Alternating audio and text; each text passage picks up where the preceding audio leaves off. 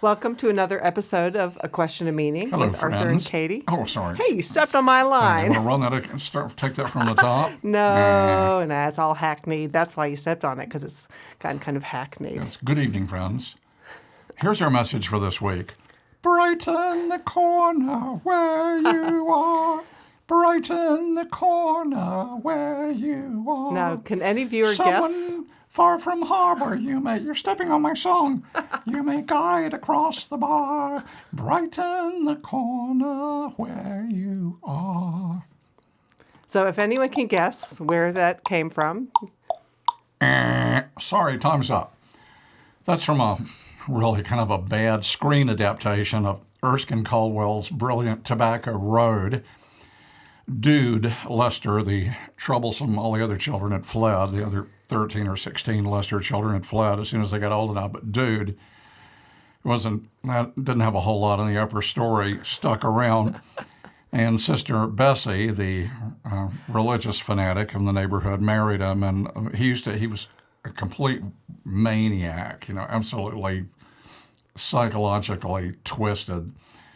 But whenever he sang, he had this angelic, high-pitched voice, not like what you just heard me do, but just crystal clear. It was a and shock. Sister Bessie would blow on that. She married him. He was like, I think, 15 years older. Whatever, yeah. She was 40. She's in her 40s at least. She gets married. But she would blow through her pitch pipe, and they would start singing like "Bright in the Corner Where You Are." And he would just Angelic shock harmony, you with his voice. But the reason that's on your mind is because we just saw that early John Ford movie, which had the band was playing that song. The religious band. That's right. It was called Up the River. It was made in 1930. First screen appearance, Humphrey Bogart. That was Humphrey Bogart's third screen appearance. First for Spencer Tracy. Right. Interesting movie. Yeah. Although Ward Bond was in it. Made just a brief appearance. Ward Bond played Love Bentley, for any of you Erskine Caldwell fans, the guy who had the sack of turnips, which in Tobacco Road, the first 5 chapters describe in endless detail how the Lester family managed to get Love's turnips away from him. I was just looking at you in astonishment, because there it was. It's like you could think we had just we'd planned this ahead of time, because there you go back to Tobacco Road. What you see is what Quite you get. amazing, really. Well, so I don't think this is what we were going to talk about. No, we hadn't actually talked about what we're going to talk about. Yeah. One of our favorite things, just dive in and sink or swim, as I say it. But I had a thought. We are pleased God let this be the final draft of our book, our new book, We Are All Innocent by Reason of Insanity, and we mean it.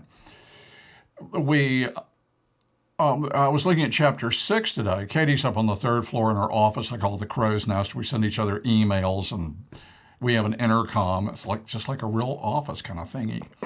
That's a joke. And Anyway. kind of. If hippies ran the world, it would be Hippies like ran an the world ordinary wild in the office. streets. I think they made a movie about that once. Yeah. But anyway, Stoke the fears of the... what were you reading?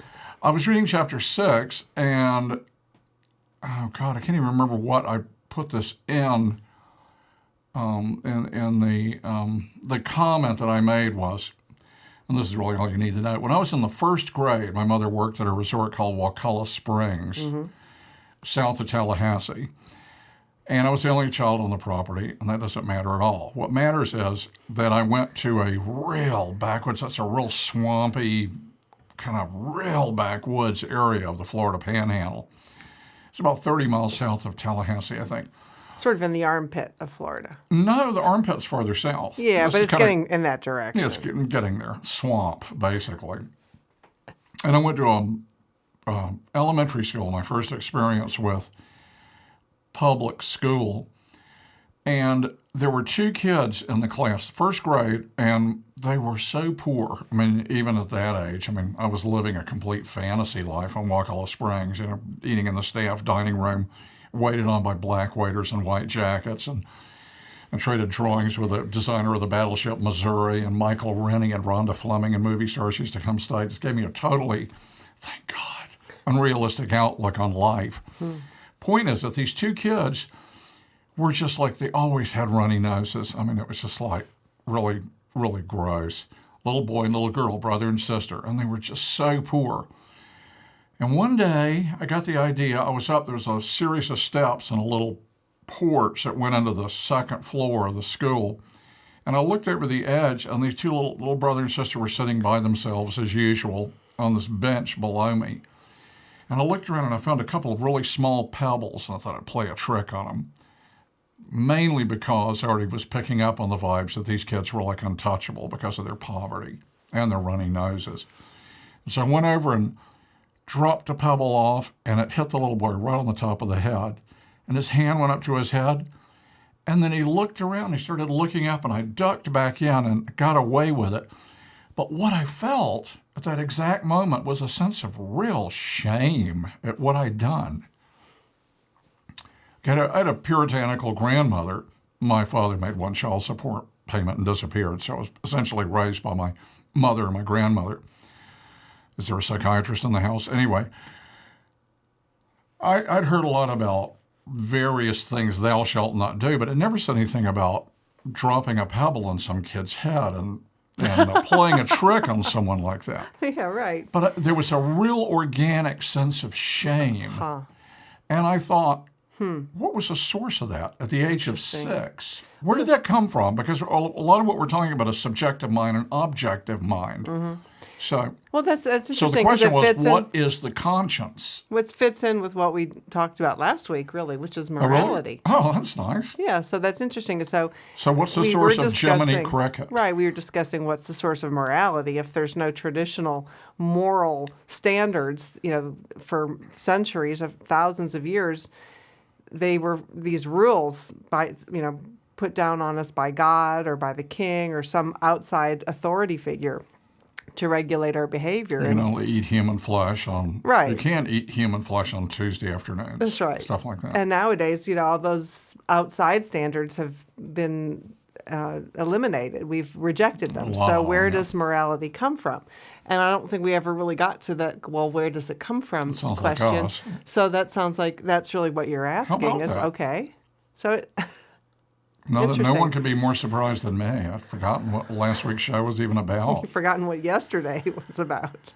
Well. Shall I go on? Anyway, that's an interesting question, right? So what is the conscience? What is the source of a feeling of, right? Because you look at one of the appealing features of toddlers is, yes, they have the no and temper tantrums and all that aspect of the developing personality, being, the separate identity. But at the same time, children are very fair and want to help and show caring and love and concern when they see somebody else hurting. I mean, that's very more common than not, I would say. Yes. Is that very young children have those feelings. And so you have to learn to be mean. Is that what you're saying? I think it's true. Well, I think that we are taught that. I think most of us learn that it's when we're vulnerable, when we're caring about somebody else, so we're vulnerable, and so it's that's when we're teased on the schoolyard, and so we've learned that being weak and vulnerable is something to hide, and it's better to be tough and cynical. And that's what's cool, and that's what gets us along better in life, is to hide our feelings of morality and conscience. Join the I'd crowd, say be that's tough, my fight experience. Back, hit back, yeah. The things of beauty and truth were things to hide from your peers on the schoolyard. Well, that's by the schoolyard. By the time you're in the schoolyard. Well, before that, I mean, I don't remember I think it's kind much of an before innate. that. It seems to me it's a sense of fair play. Yeah. Fairness. It's not fair that you should just pick on me for no reason. Mm-hmm. We just watched To Kill a Mockingbird for the umpteenth time. And there's a perfect example of a subjective belief called racism. Mm-hmm. That everybody was influenced by it. It was like when Atticus was going to drive Cal home, and she didn't even think about it. She just got in the back seat. There was absolutely no question of sitting up front. And that was Atticus Finn. She was the most decent man in town, white man in town. Yeah. Even though there was an interesting part of that book that it sticks in my mind that he had no problem with rape being a capital offense. Mm-hmm. always stuck out. It seemed like. Yeah, but people are a creature of their time. Even Yeah. if they're ahead of their time, they're still going to be affected by their time. So, you can't expect saints. I mean, we can, but we'll be But you're going disappointed. to be, waiting a long time. I wouldn't hold my breath. I'll put Okay. it that way. Well, so I mean, we can debate about, when the conscience, is beaten out of us, or beaten into hiding. But I think your main question really Or was. maybe it's not beaten. Maybe we make a pact with the devil. Well, okay, right. I mean, we could talk about that, which is an interesting topic. But I think I don't want to leave what I think your first original question was, which is I had a where powerful, did the organic sense of shame when I Right. did that, So- when I played a trick.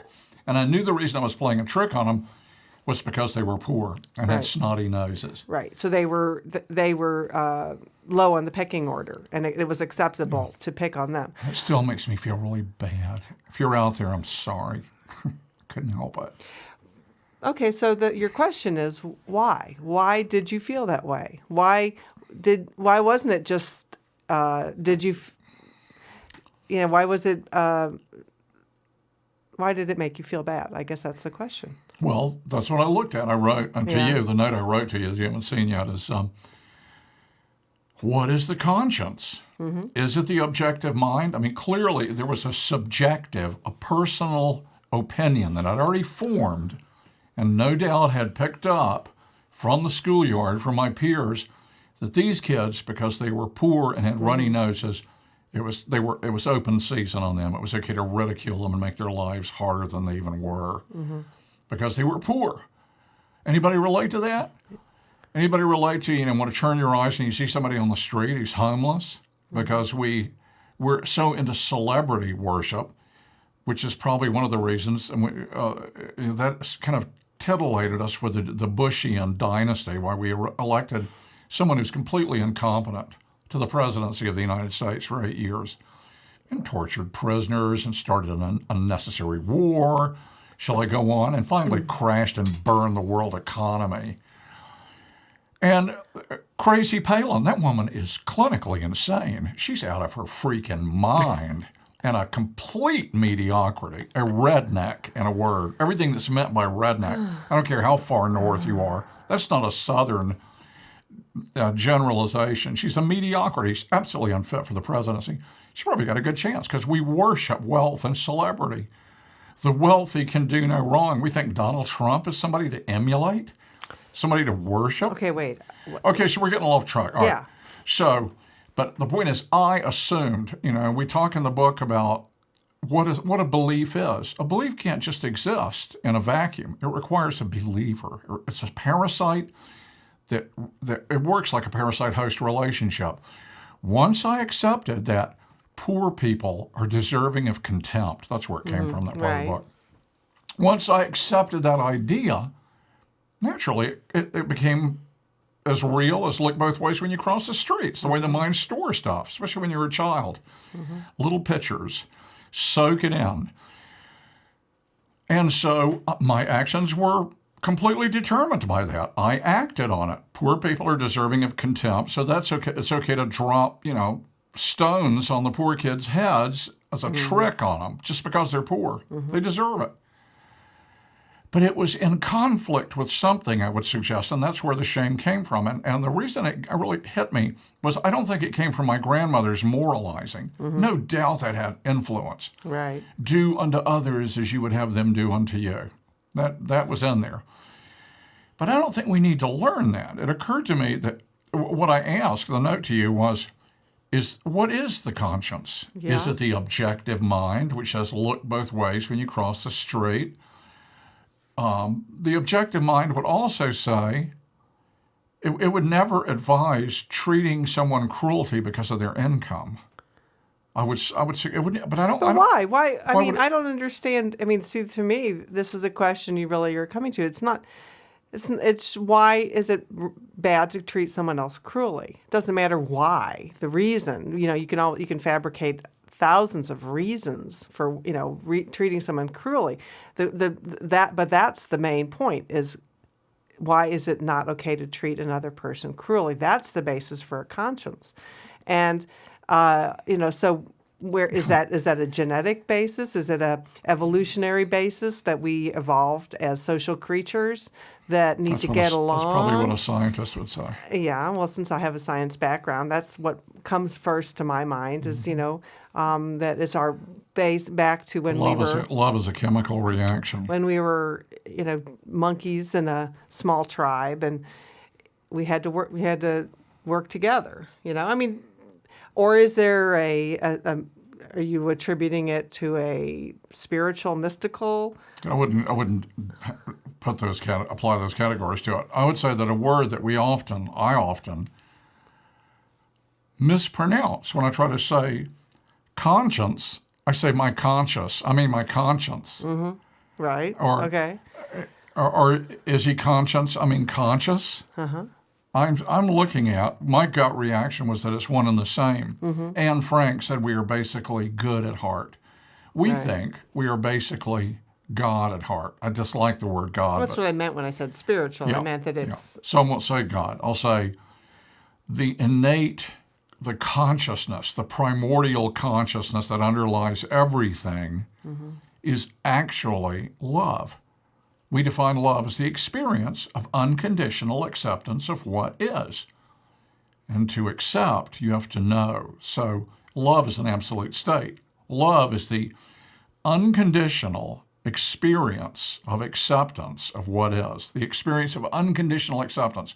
So love is really the unconditional perception and unconditional acceptance of unconditional reality. It's the absolute truth. And it's conscious. That's the consciousness that underlies our objective mind, look both ways when you cross the street, and our subjective mind. All Jews are money grabbers. The blacks are inferior to whites, whatever nonsense. I mean, they're stored in the mind as though they're equally true. So the feeling of shame is really kind of maybe like a chafing, it's almost like the reason blood is red and we have nerves that hurt when we do something stupid like bang our elbow or we learn we're a child, we lean ever too far, we roll over in our Pampers and bump our heads. So that's a good teacher. Right. So the same way, the underlying consciousness that is who we really are is perfectly ethical, perfectly moral. It is pure love. It's and it underlies everything. It is the source of compassion. Compassion is like seeing these children they need help. They're in rags. They're not in very good health. They probably have ringworm and God knows what else. That would be the appropriate response. I mean, if you want to have a happy world, you want a world that really works for everybody, try that. Right. Instead of, look, they have runny noses and they dress like in rags. Right. How many can relate to that choice, being the one you were imbued with and all the way through the public indoctrination system called schooling? The rich kids were just like in a different level, and maybe a big jock could reach those heights. But I'm saying, that's the source of morality, I think. Right. Well, I'm thinking of... And why it hurts when you do something unethical. Right. Maybe looking at it from this point of view. One of the reasons that pet ownership is so widespread is because it's so difficult to find people that will just plain love us for who we are, that don't reject us in one way or another for things we do. And so we have animals in our lives because that animal never acts in ways that we would consider to be immoral. I mean, like our cat, she might kill in order to eat, but that's not an immoral act. She's just doing what she has to do that's how cats... that's their nature. That's their nature to survive, is that they have to kill meat to eat. But she doesn't ever do anything that... she doesn't go next door and tell other cats secrets about me and laugh about me. I mean, cats don't do that, and that's why we love them, because cats and dogs and parakeets, because we would and you can't say they're moral because they don't have the option of being immoral, but that their natural behavior has that component. So humans in our evolving mind has evolved this capability to do things that are hurtful, that are painful and cruel to other people, because we've evolved this machinery of what we call the subjective mind that has all sorts of value judgments about good and bad. Well, interestingly, concurrently, we've developed a code of ethics called the law. Right. That it really kind of interfaces around the world. And I don't know any place in the world that it's actually codified that it's okay to steal or murder. Right. So there's an attempt, and that's the objective mind, Right. that is attempted to form and maintain a code of ethics, ethical behavior. Yeah, so there's this universal sense that not only of what is right, but that human beings need to be held to that standard of what is right. So, and usually when you see something as universal in that sense, then it means there's something very basic in the human being that brings it about. It's not like it's just something that's come from the mind, because then it would be in one place but not in the other. And what is good, Phaedrus, and what is not good? Do we really need anyone to tell us these things? Socrates. So I don't know. It's an interesting question. I guess I would say that, yeah, it's the. I mean, that's what I think. It's the underlying consciousness of who we really are that's always there, and we've. It's trying to give us the Jiminy Cricket treatment. It's trying to let us on, trying to clue us in. But as you said, once you get past the innocence of childhood, and I would say, I mean, like the great privilege to be around an animal like Question and Meaning Cat, like our cat, whose name is Cat, is that she's just, compared to the two-legged critters that we interact with every day, she's impeccable. Mm-hmm. And it's the same way around a baby. Right. I mean, so you are in the presence of the divine. I mean, it's just like, and we all fall short. We condescend. And so, and this isn't an argument for back to cat head. No. As a teacher once instructed Arthur, who thought that, well, if squirrels don't have, how did you put it? I can't remember. Well, if they're really... they're really in the moment. Squirrels are really in the moment. Maybe squirrels that, are enlightened. Are they there? Right. And if I had something, I'd throw it at you. And he was a pacifist. But so it's not called back to squirrel head, Arthur. Because we have to keep reminding ourselves and remembering. Because, I mean, I hear that. It's like, well, maybe dolphins are really the ones that are enlightened. Yeah, right. And it's human beings that are the most screwed up on the planet. And, well, it's good that you mentioned screwed up. I mean, do you want to say some more about that? Well, I think that, though, that the screwed up feeling of it is that we are evolving beyond what the capacity of other animals on this planet. No kidding. And part of that the last time evolution, you heard of a squirrel going to the moon. Right, and part of the evolution of the mind takes us through the development of this subjective point of view, which brings about all sorts of values and competition and cruelty. But I think that's a phase that we have to go through in order to get beyond it to a truly enlightened mind, which will be, and then that enlightened mind is the place of true morality, because and then this is where religious people talk about, it's like without free, and this is why they argue for free will, because without the choice to be bad, being good is meaningless. So for Question and Meaning Cat, her morality doesn't really exist because she can't be immoral. But human beings, and I'm not arguing for free will here. I hope not. But what I'm talking like about, it. no, I'm talking about this movement through, this evolution through this phase that we're all stuck in, most of us now, is evolving through this development of the subjective mind and its cruelty and going past it. And so because we've transcended it, then we are really moral. Yeah, it's the shedding of false beliefs. Right. And that doesn't come out of free will. It comes when you wake up one day and you're picking chicken out of a dumpster behind the kernel, and you think, maybe you do have a drinking problem.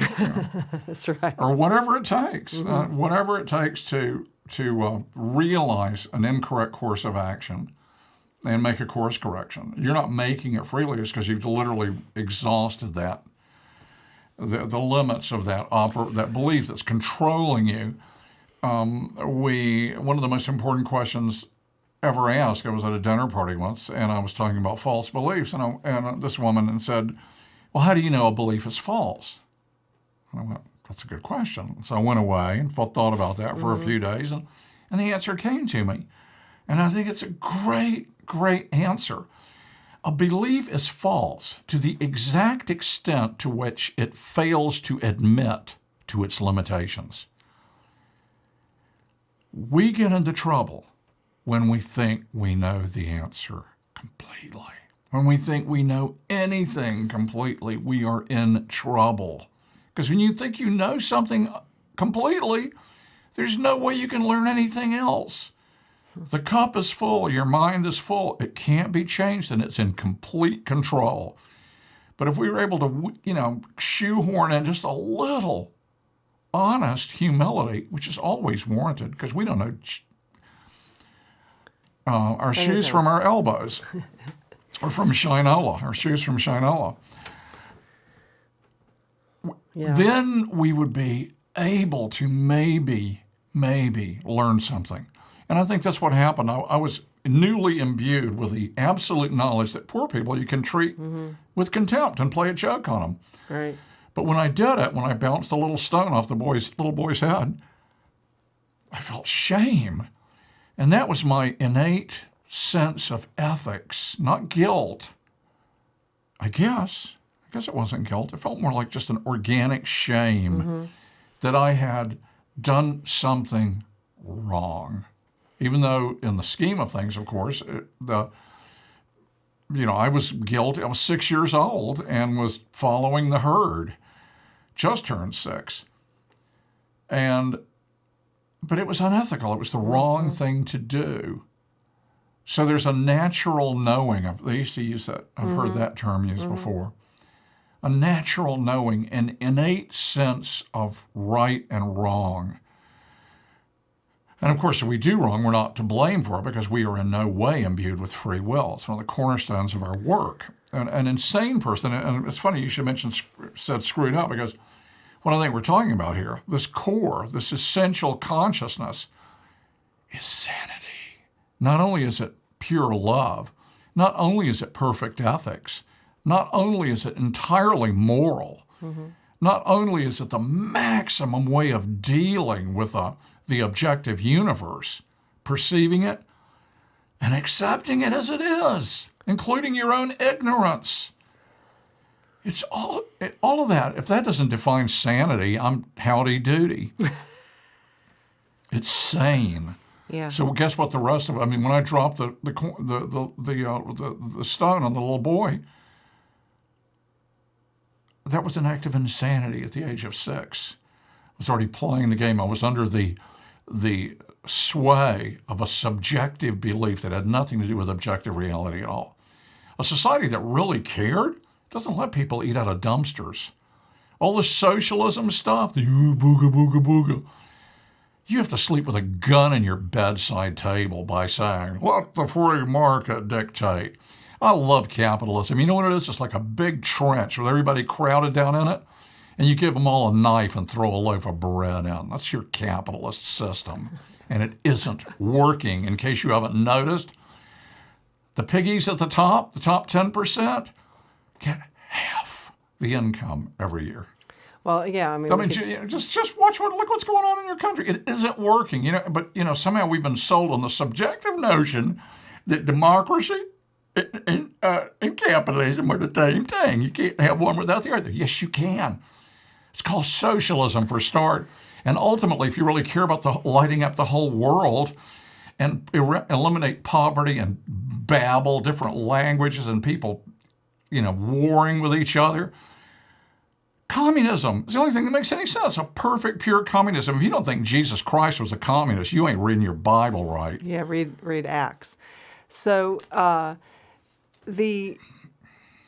Yeah, because we can talk about morality. When we think of morality, we think of things like sex and cheating. Somebody does. Somebody spends a lot of time moralizing Cheating about on sex. tests at school, or stealing, That's good. a pack of hot dogs from the convenience store. But we don't really talk about a morality or think about morality much on the larger social level of the morality of a society. Yeah, you don't really hear that preached much in church, do you? Or even talked about in the political discussions. And why would that be? The morality of how our society treats our citizens, that considering ourselves as a country, and how do we treat each other? How do we treat our workers? How Top do we 50% own 98 point something percent of everything, all the wealth. Yeah. Top 50. The bottom 50% of our population. They're 1 in every 4 children. Recent statistic. Don't know where their next meal's coming from. There's really a groceries crisis. right? I was poor when I was a kid. Man, we ate, at one point, my mother, my grandmother, this wandering gypsy team. I went to a bunch of different schools, wound up living with my uncle and his wife and 4 kids. Greatest part of my childhood because I had like brothers and sisters. We ate, meatless meals unless you if you were Fat lucky enough back. to get the piece of fat back with the rice and black-eyed peas. Mm-hmm. Yeah, I was raised in poverty. I know what it feels like to want something. A damn Dunkin'. 1 of my mind was a Dunkin' yo-yo. Yeah, like 79 cents. Can't afford it. A yo-yo. Well, that's poor. Yeah, that's poor. That's penny pinching. Right. So, but there's legions of our citizens. What kind of stable country you think you got? You really think that damn gated community of yours is going to keep the anger out when the steam lets loose, when it boils over? You think the National Guard's going to come down and butcher your own people by the thousands to keep from cutting your throat in your California king-size bed in the middle of the night? And even if they don't do that, what kind of life is it? You have to live behind walls. You're afraid to drive your Rolls Royce through town because of the seething anger. When people are no longer enamored of the rich ruling class, like I think that happened in France, didn't it? When the peacocks, the scarecrows had enough of the peacocks, they weren't impressed anymore. They just wanted payback. Well, let's stay on conscience because is an interesting question. And, it's like it's so Yeah, well, easy to squash it. And that was what I was we're talking about thinking how that's developed. How we learn to squash it, or do we make a pact with the devil? What is that? Well, I think there's, for one thing, it seems like the conscience tells us we can't do all the fun things that we want to do. Mm-hmm. So that's part of the pact with the devil. Is why shouldn't you get the cookies? Right, like that's a good example. Mom said you get one cookie. The Thanksgiving dinner. That's my favorite. Well, that was it's like the rule is there's one cookie after school.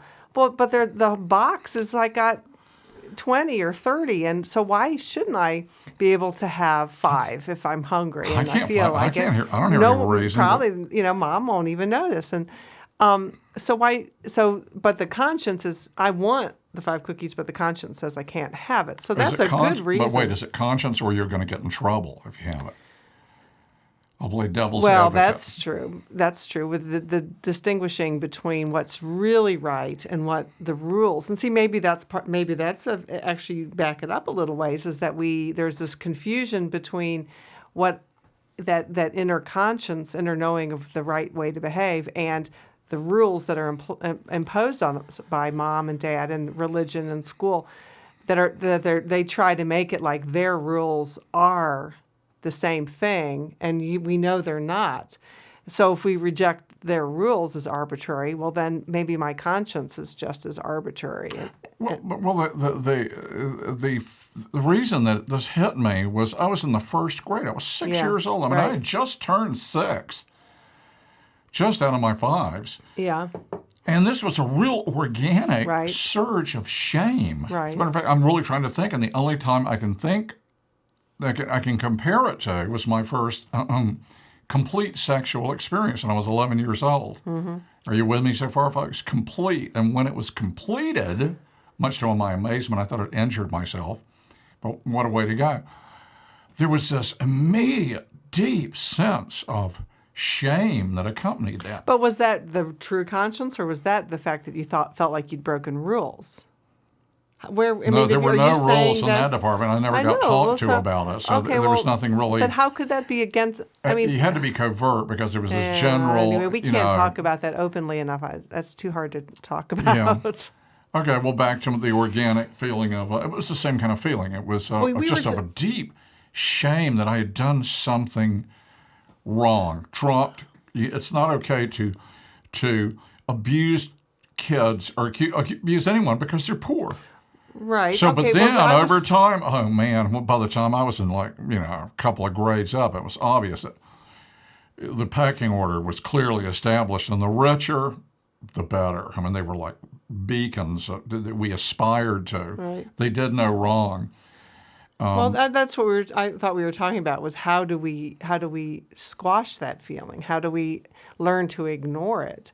And that's I was just saying that because it looks like there's a lot of payoff in ignoring it. We learned that there's isn't society based on that? Right. That money buys happiness? Who the hell doesn't believe that? You're all taught, no, it doesn't. Oh, yeah, right. So you can, but in school, you talk about in a few years later, you were doing it without feeling that shame. And That's it's right. because I was feeling my shame. I was on the bottom, or I was not on the bottom, but I was nowhere near the top. But by joining in with the other kids in the ridicule of poor people, that meant you were accepted, you were part of the group. Right. And so you had that comforting feeling of normality and being a member that seemed better than not feeling ashamed. So you felt the shame less and less because you were feeling accepted more and more. The membership has its privileges. Right, you got acknowledged by the mob. So when you join the mob, you're part of the mob. Yeah. So the more you ignore it, the more the less you feel it, I would say. So it's only in extreme cases then that it really grabs you. It's one of the things I admire about your brother, who befriended somebody who was really poor. And right. Actually, both my brothers did that. Both of them. Brought them home. They became part of the family. Mm-hmm. Mm-hmm. And Katie's family she definitely had a sane upper middle class to lower upper class. Right, yeah. But I mean, in my upbringing, we were kind of in the middle. At the school system I was in, there was definitely people quite a bit richer than us. But I'm trying to think. My younger brother, the boy they had a name for him. It was basically meant untouchable. This kid is untouchable, and only my brother would be friends with him. But yeah, and my older brother, same way. I mean, the boy he befriended wasn't as shunned by the kids in his class, but he was also poor compared to us, and became my brother's best friend. So yeah, I admire that in both of them. And of course, when I got to be a junior in high school, I mean, it was already, man, I read the right books and I started disassociating with the herd, with the majority, and the group think that went along with it. And it was like, talk about being born again. God, it was great. Because I saw that most of what they believed in was empty-headed consumerism, Is that a real London fog? Is that a real poncho or a Sears poncho? It was all superficial, and their thoughts were superficial. My friend Jim Ballou wrote a song, rest us all. Everything today is made out of plastic. Isn't it fantastic? Made out of plastic. Everything we say is made out of plastic, made out of icky sticky goo. Just superficial. Dancing with Stars, Sarah Palin, George W. Bush. Well, I think, though, that the reason society works as well as it does, and the reason that we're not all dead, is because there is the morality or the conscience really never dies. It is there underlying all of us all the time. And most people, really try to do the right thing in their lives. I think they work hard, they raise their kids, they pay their bills they try to be a good person. And, and I think that's why, you can drive down the road and not be killed, because everybody's like, okay, we're playing by the rules. Everyone wants to play by the rules. And it just seems like there's just a good deal of self-preservation involved in that last example. Yeah, yeah. But it's a willingness to accept certain rules that are objectively sound. Uh-huh. Of course, with that, you have, 21st century where marijuana is still illegal. Whee! Well, yeah, but, for thousands of years, Don't ask, people don't always tell. said that the reason, Christianity was a good thing because it prevented more bloodshed than would otherwise have existed because it imposed such tough rules of moral behavior on people. Eternal consequences, Right. if you will. Napoleon Bonaparte famously said, religion is the only thing that keeps the poor from murdering the rich. But look what's happened. All the rules of moral behavior imposed by religion have basically been lifted, and yeah, the divorce rate's gone up. But are people really behaving in a more immoral fashion now than they were 100 or 200 years ago? I don't think so. There was probably man on dog back then. I think there was man on, and read the Marquis de Sade if you want to get a glimpse of that. Try the 120 days of Sodom. And if you look at per capita murder rates in cities, they've actually declined over the last 200, hundreds of years. You never know it from your local news. Right. All those kinds of statistics, and crime has decreased. But the point is, though, if morality was something that was imposed on us from the outside, immoral behavior should have exploded in the last 50 years. And I think that was called the 60s. But it was really that didn't. immoral? Was loving each other immoral? Was like having, Relations? open relationships, is that immoral, or is that just some relic of an old religious idea of what is immoral? When you really Puritanical. look at what people in the That's a good point. 60s were advocating was loving each other, nonviolence, people expressing themselves, is that immoral? So if what I'm saying is true, if the core, our essence, our consciousness that lies underneath our subjective mind and our objective mind, our ego is merely our self-awareness. It's our perspective, not merely, maybe that's a big word. Mm-hmm. It's our sense of self, and maybe that essence in there is entirely moral. It is the source of morality, mm-hmm. and not just what people make up through the ages, like virgin sacrifice or pouring molten metal in your mouth to get you to confess that Jesus Christ, or you're a witch, and blah, blah, blah, blah, blah, blah, blah, blah, blah. It is the actual source of sanity.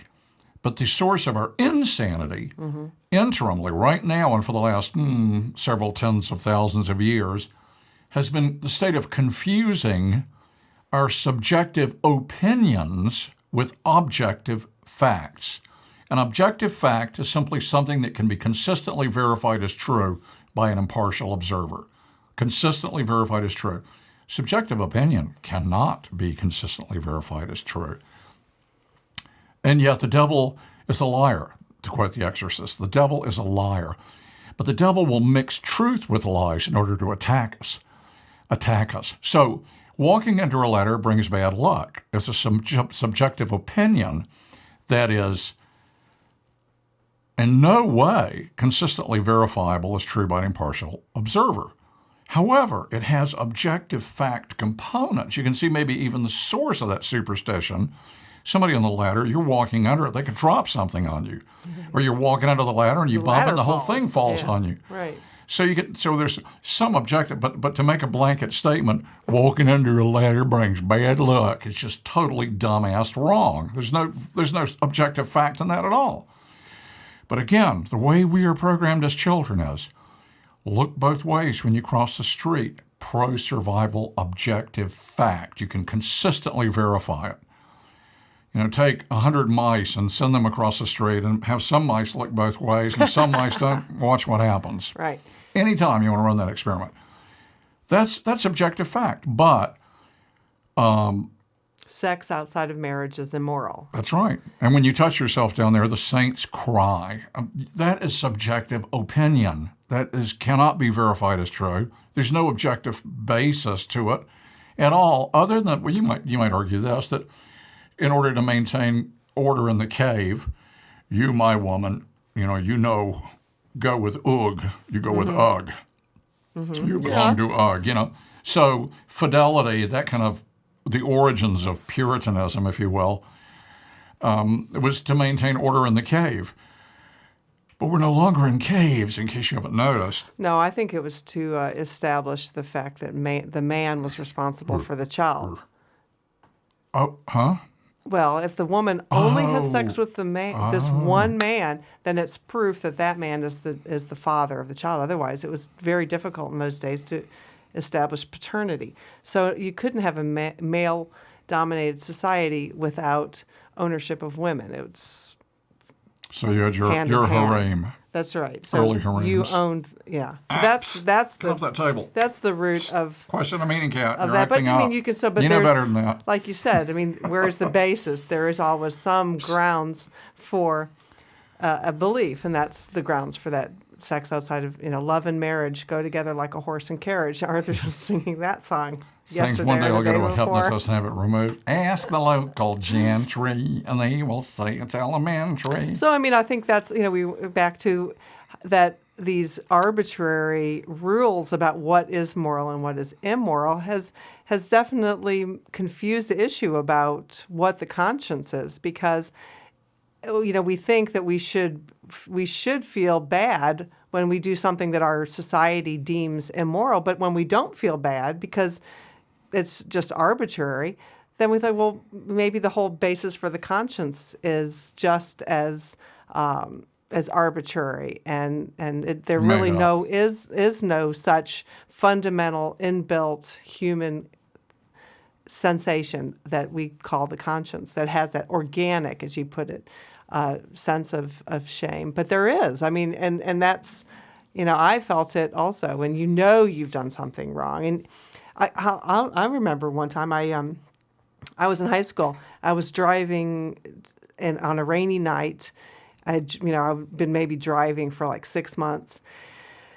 And I changed lanes. I looked and I didn't see anybody in the right lane, and so I changed lanes. And a few seconds later, I heard this horrible crash. She was driving a stretch van. That's what she wanted to drive. No, I wasn't. No. This is my brother's car. Take it back. And I heard this horrible crash, and I knew in my gut that I caused the wreck.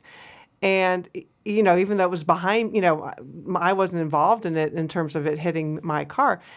And my friends that were in the car with me said, "Oh, what are you?" I was starting to pull over, and they're like, "What are you doing? Come on, let's go. We're going to be late." And I said, "No, I know that was my fault, even though I hadn't seen it.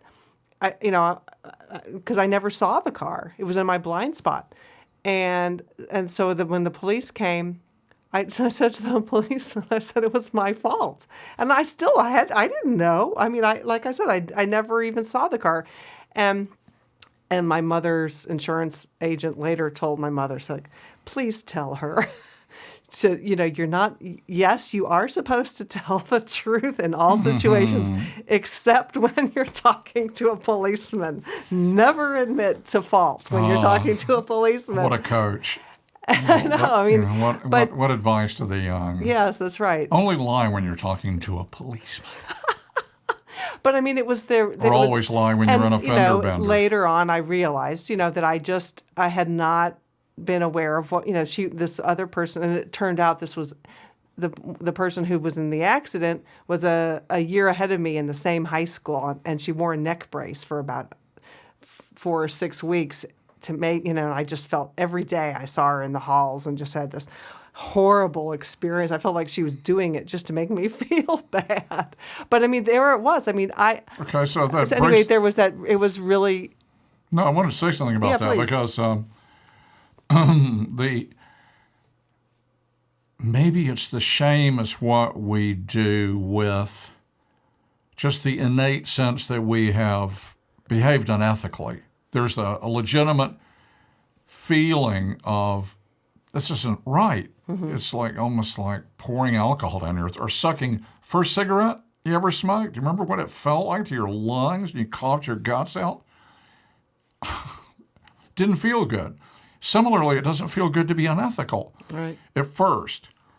But the prolonged shame is the way I think our subjective mind that evaluates everything and puts a price tag on everything, value judges everything. So you were wrong. Look what you did to her. You shouldn't have done that. Instead, for Christ's sake, you were learning to drive. Your reflexes were slow. I did the same thing. I ran over my little cousin's head with a bicycle when I was first learning to ride. And some little girl pushed him out on the sidewalk, and he fell down, and I drove over his head and knocked his front tooth out. And it was rude and all. It was ages before it came back. But I felt so chronically guilty about it every time he smiled.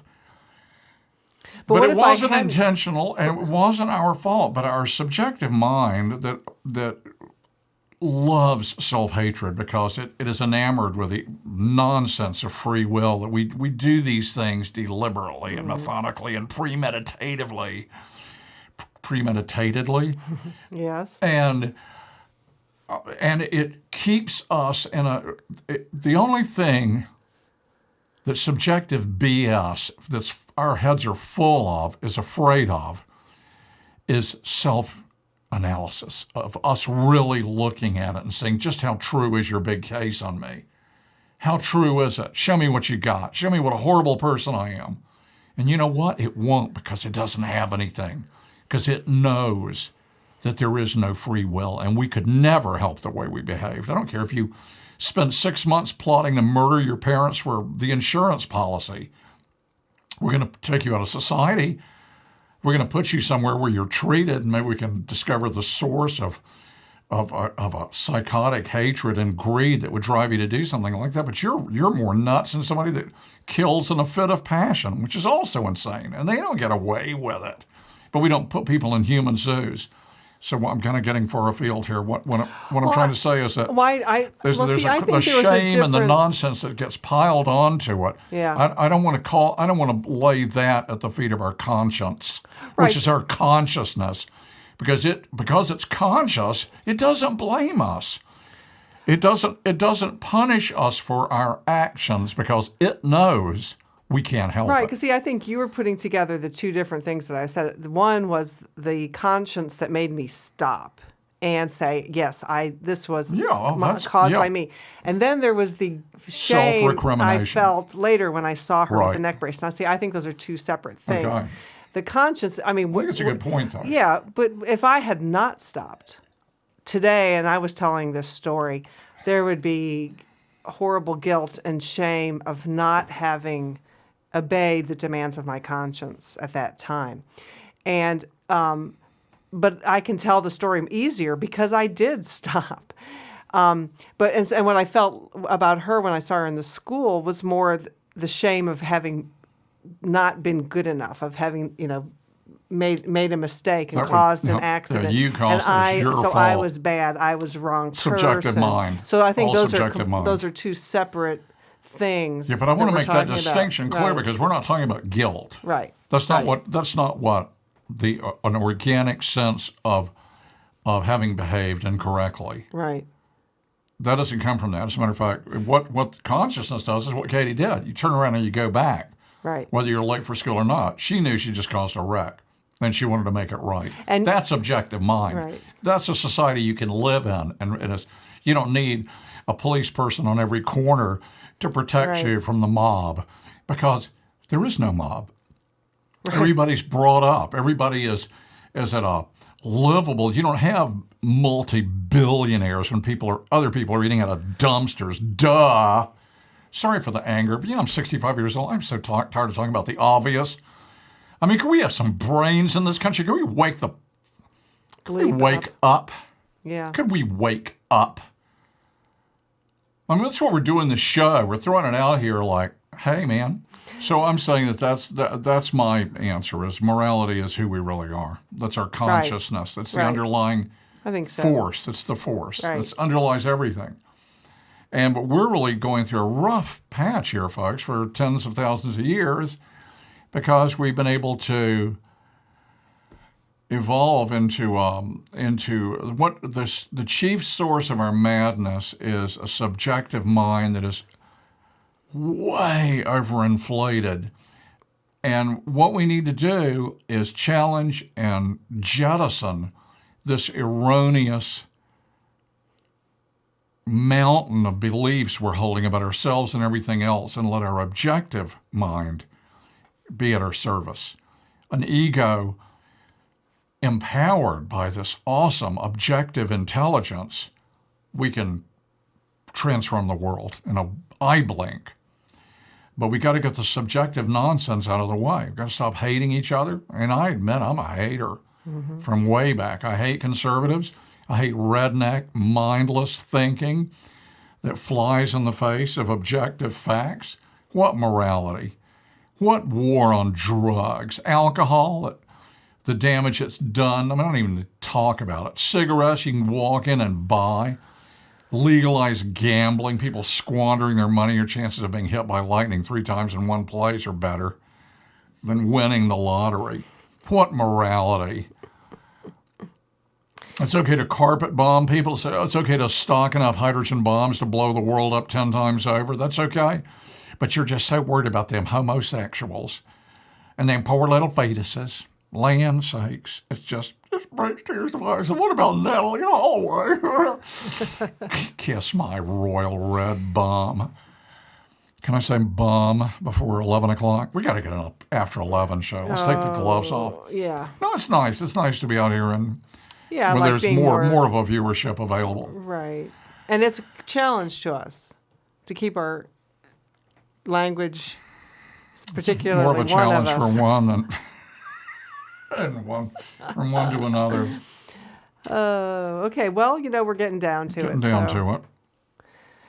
Well, That's why we moved to Asheville, so we can have this show and say these kind of things. Because, like I said, I'm 65. I don't know how much longer I'm going to be around. And, it's like McMurphy said in that scene in One Flew Over the Cuckoo's Nest when he bet all his money away, that he could lift that water fountain, huge thing up and go hurl it through the window and go down and have a beer and watch the ball game.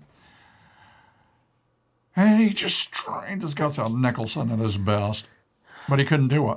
But then he looked at it all and said, I tried. God damn it. At least I did that much. Well, that's what this show is. At least we're trying. And so is everybody else on URTV. That's right. Everybody's got a vision. Well, a lot of you out there in TV land should maybe think about getting your own show. Put out your own point of view on URTV. It's a real opportunity. It's a nice studio, very helpful. You can learn a lot about producing. And they have an orientation meeting every... I guess, you should check that on the website. Check the URTV website. Just type in URTV and go to the Western North Carolina Community Media Center. Well, that's all for this time, folks. Thanks for joining us and hope you'll watch again. Bye.